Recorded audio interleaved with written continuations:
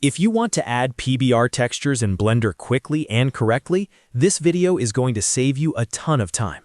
I'm going to show you the easiest way to set up your material using Blender's Node Wrangler add-on and the built-in principled texture setup. This is perfect for adding realistic surfaces like wood, metal, concrete, fabric, or stone without manually connecting every single node one by one. If this tutorial helps, make sure to hit like and subscribe for more Blender tips and beginner-friendly tutorials. Alright, let's jump in. First, you need to enable Node Wrangler. This is a built-in Blender add-on that makes material setup much faster. To do that, go up to Edit, then click Preferences. In the Preferences window, open the Add-on section. In the search bar, type Node Wrangler. Once you see it, simply check the box to enable it. After that, you can close the Preferences window, and Blender will remember this setting for future sessions. Now that Node Wrangler is enabled, we can move on to the one-click texture setup. Open the Shader Editor workspace. If you're not already there, you can switch your workspace tabs at the top of Blender until you find Shader Editor.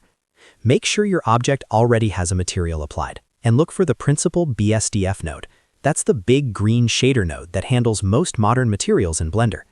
Click to select the Principal BSDF node first, because Blender needs to know which shader you want to build the texture setup around.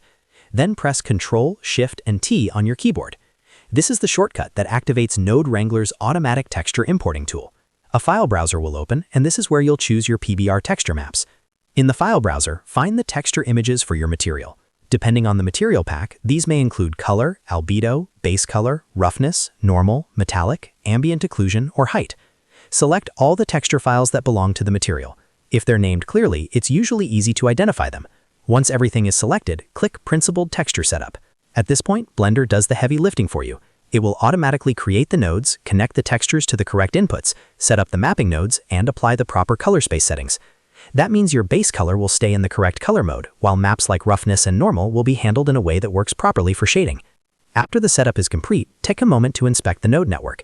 You should see the image textures connected into the Principal BSDF shader, along with any extra nodes Blender created for normal maps or mapping.